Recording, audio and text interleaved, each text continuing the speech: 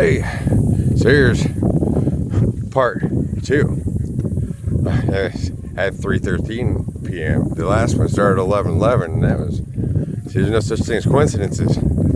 So insurance, I had to record this again because I thought it was recording, is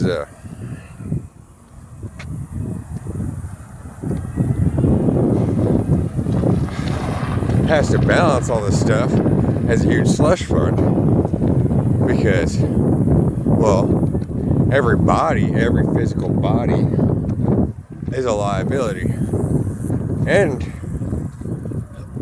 it has equity, but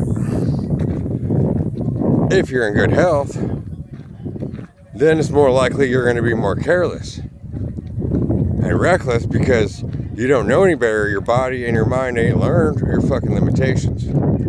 And so then, yeah, you're in good health, great. Well, you better start paying in insurance now. At the same time as, okay, then all that money's going in, and the banks are just rolling it over, infinite money on infinite money, but then they have to do something with it. And they can't just give it to people who don't know what to do with money. And so then there has to be all these backwash back and forth where, for instance, well, you get a little bit of credit if, almost like a checklist best, if, see, they have it in reverse, like, okay, so if you get an injury and you have to get an x-ray, then like Aflac will pay you, say, $300 every time you get an x-ray if you get a major injury, and then you get a free checkup each year. Or if you get a checkup, then hey, we'll pay you $100 just to go get yourself checked out since you're already paying us. And then if you're injured, okay, so then if they have to draw blood, then here, we'll give you $25 or $50 from the draw blood, even though. And so then this is a way to double balance the system since everything is highly overpriced. But the machines to do it, for instance, in medical, cost a ridiculous amount.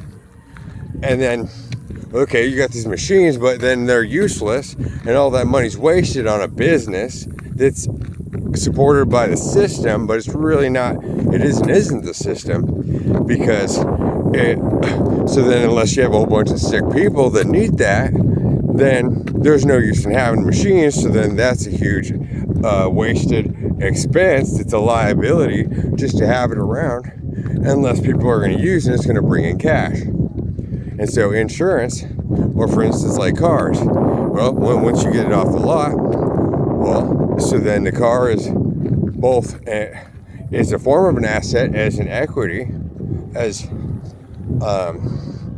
it's a piece of property that has a value. But see, the tricky part is the value of something is based upon how much you paid for it, and not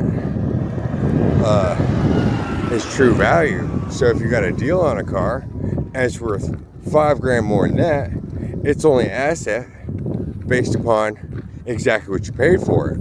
But what you paid for it, if you try to resell it immediately, in most cases, especially if it's a new vehicle, it's worth half of that. And so then that it's all fucking has to double balance. At the same time as every time you use it, your life and the property is in danger just by the instance of using it.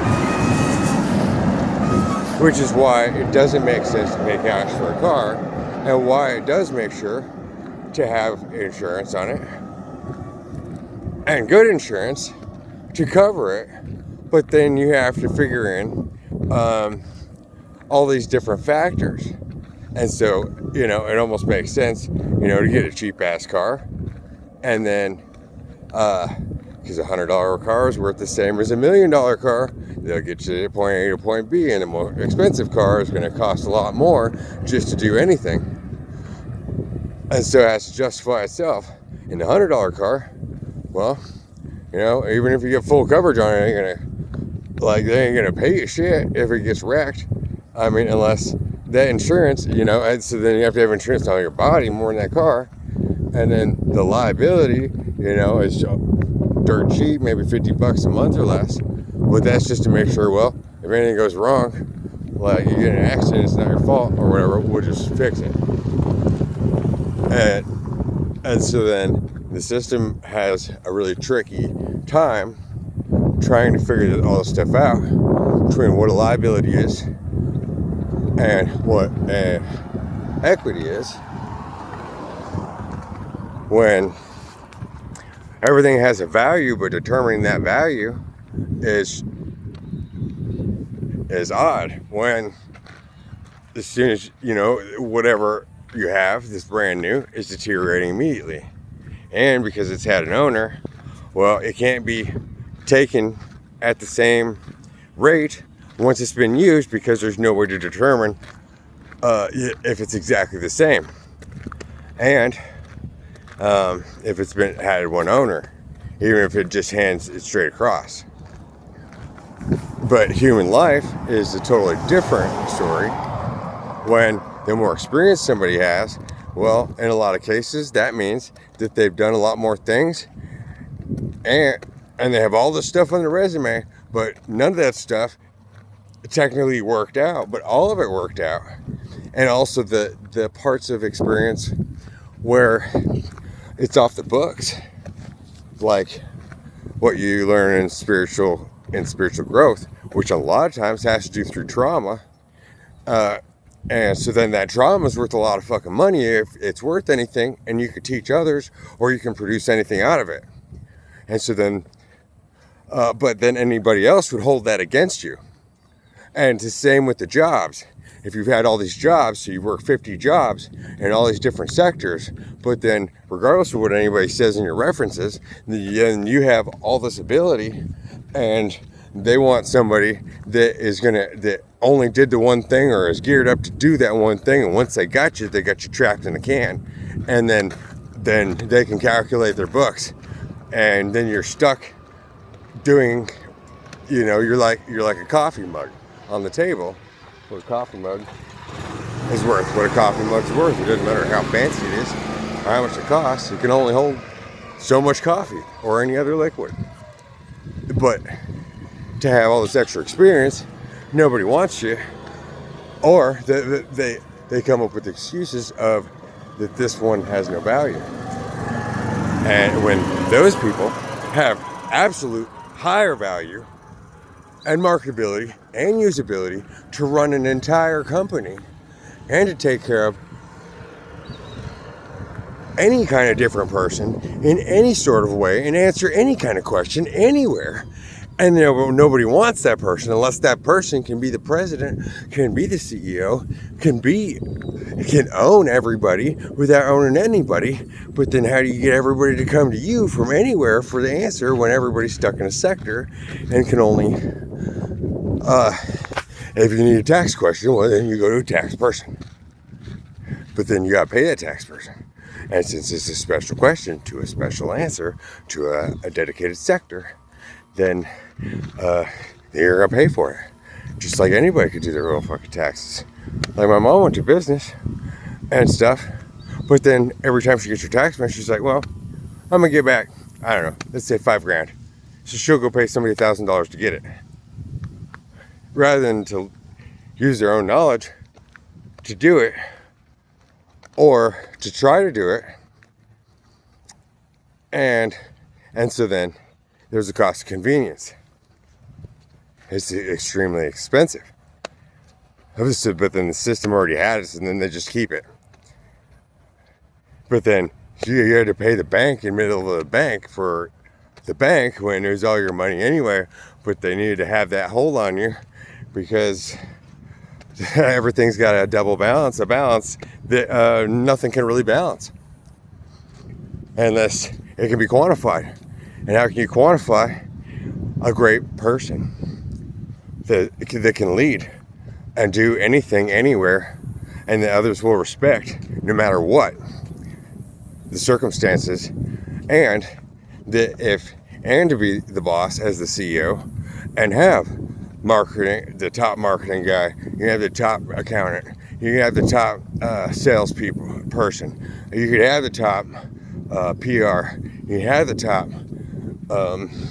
building manager.